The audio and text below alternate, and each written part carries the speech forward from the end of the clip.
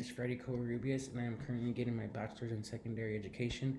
And I will be talking to you about some dispositions that teachers should possess and a few other questions. My first question is, what dispositions do I possess that will make me a successful teacher?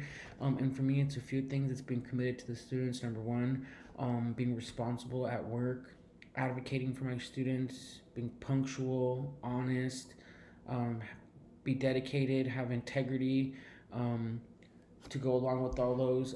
Over the years, I've worked at Boys and Girls Clubs. I've worked at in churches with youth groups, and all these dispositions have kind of been instilled in me over the years. It hasn't just been happened all at once.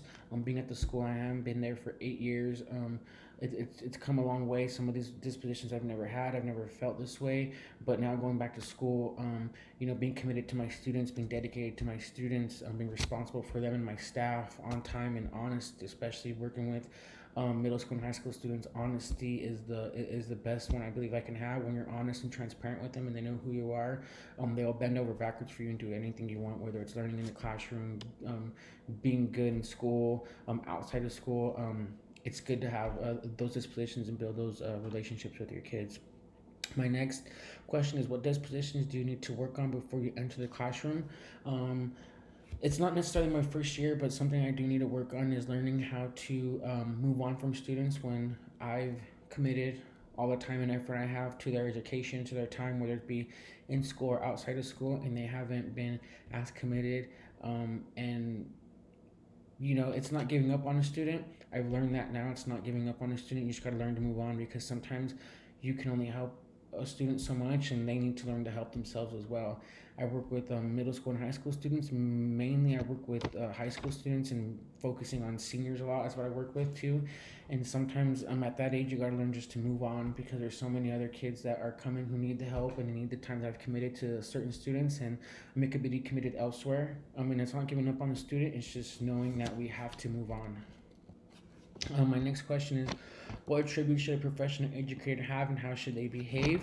Well, I believe that we should, for me, working in schools and churches, we have ethics, whether it be a woman and a female, how you talk to them, how you present yourself to them, being fair, advocating for them, being available for them, um, not taking advantage of students or kids at all in any way whatsoever, and then making the best student you can with the time you have available for them.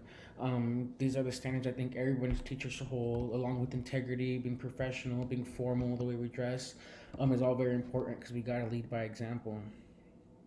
Um, how might some of teachers' dispositions positively or negatively affect the students is because students can go from home to school, whether it's a broken home or not. They are learning some sort of moral characters at home, and if we're teaching them otherwise, and they're learning bad habits at home and coming to school learning good habits, they may not know which ones to choose from, and that can confuse the student ultimately.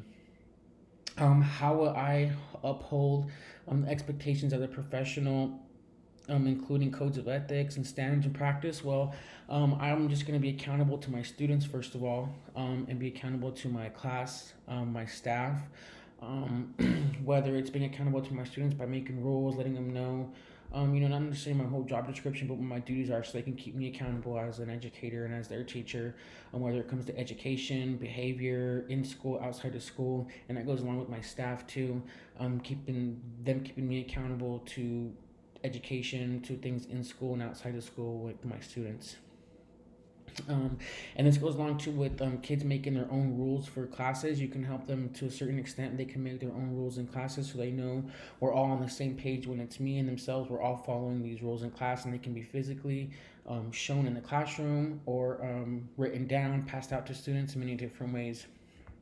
And how will I promote a healthy moral development with the students?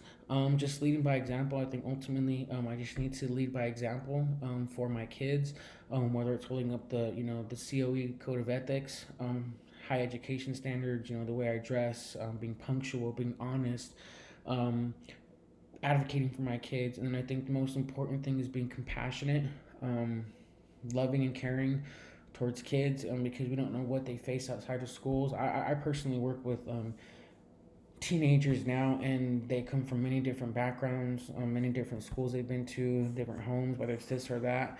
I think education is very important, but if we're not compassionate with the student, honest with them, transparent with them, knowing that we really, really care about them personally as a person, and then education can come after that, I think that's when the education will fall in line, as they know that we care, we love them, we're here for them, we'll do anything we can for them. And when they know that they have a safe place to come to, they'll want to learn because they know, oh, so and so cares for me, they really care for me, so I'm gonna, really try and do what I can because they really care for me and they want to see the best for me. So I believe if we have compassion and lead by example, and the kids really can see that, that'll be the biggest. That'll be the biggest transformation we'll see in the kids, whether it's now or in the future. So there's some of the dispositions I hold. Thank you for your time.